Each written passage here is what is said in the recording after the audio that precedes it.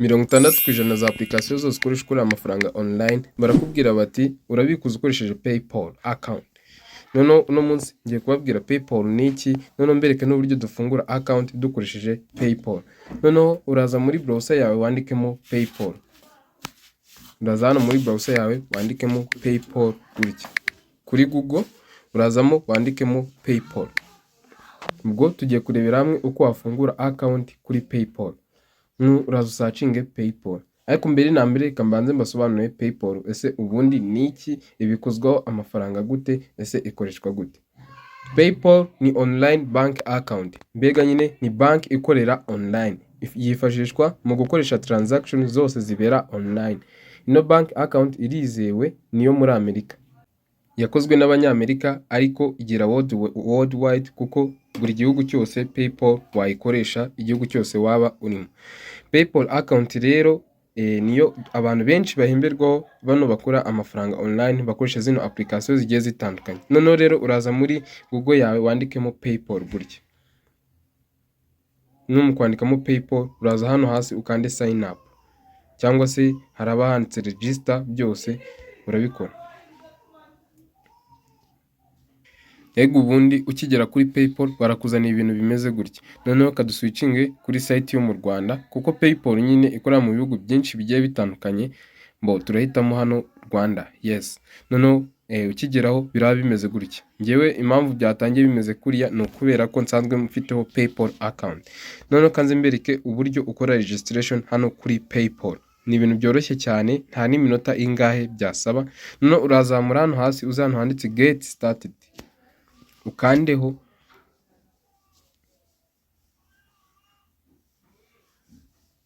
murabona sign up for PayPal your email. Hano baragusaba gushyiramo email yawe kugira ngo nyine ukoreshe winjira kuri PayPal. Hano rero sign up for PayPal urashyiramo email yawe, nurangiza ukande next.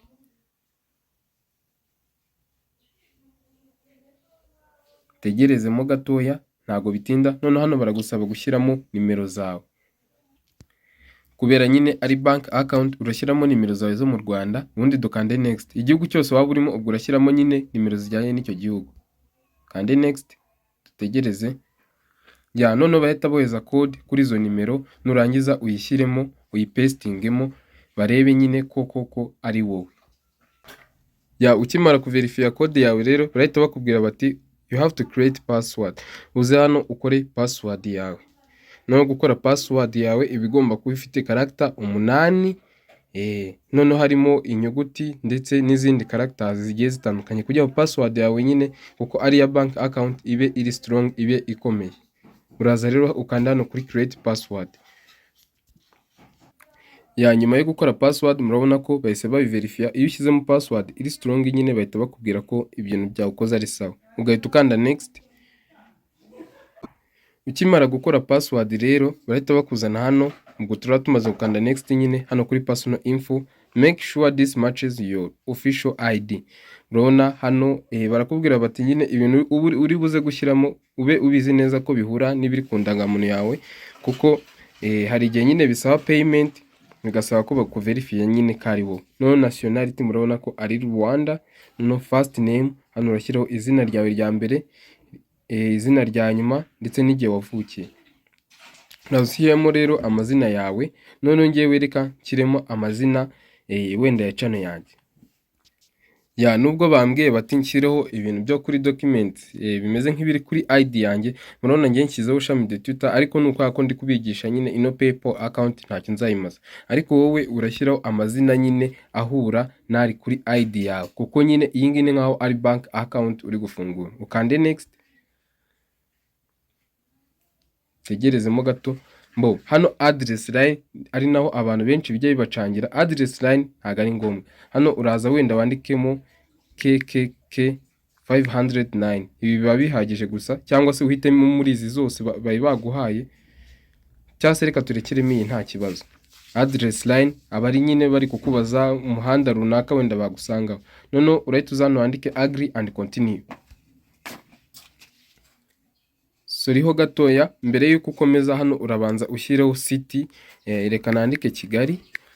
Hasi bari kutubaza province, region, byose ubyuzuzeho. Nyuma yo kubyuzuza rero murebe zino data neza gutya zujuje, ni ngombwa kuba uzujuje gutya bimeze. Postal code 0 6, kuko mu Rwanda nta postal code tugira. Noneho street muyishyireho kuriya, hano mwandikeho kuri province mushyiraho urashyiraho aho ushaka bitewe n'aho uherereye. Noneho tuza hano agree and continue. Password urayisevinga kuri email bitewe n'ubushake bwawe. Murabona gutya PayPal tuyinjiyemo, twayigezemo. Ubu gutya watangira ku navigatinga system yawe ya PayPal bitewe n'uko ubishaka. Ubu gutya account twayigezemo, ikiba gisigaye ni ukulinkingaho credit card yawe kuri PayPal kugira ngo amafaranga uyabikuze akugereho nuko uba ufite credit card yo muri bank. Iriya karita nyine yo muri bank, ubwo birabasaba gushaka credit card. Ndabarekomendinga rero gukoresha card yo muri I&M Bank, kuko I&M Bank itanga card z'ubuntu. Niyo bank wenda nabarekomendinga kuko niyo nzi itanga amakarita y'ubuntu. Ntabwo nakurekomendinga kujya kugura ikarita kandi nanone ugiye gukorera amafaranga online. Ubwo rero urashaka bank ikoroheye, cyangwa se niba usanga credit card birakoroheye. Ariko niba ntayo ufite urajya kuri I&M Bank ukore account baguhe credit card y'ubuntu. Ubwo niyo urashyira hano kuri PayPal. Numva rero birangiye. Iyi niyo PayPal, niyo abantu benshi bakoresha bakora amafaranga online bayabikuza, ubwo rero gira mumenye uko bafungura account.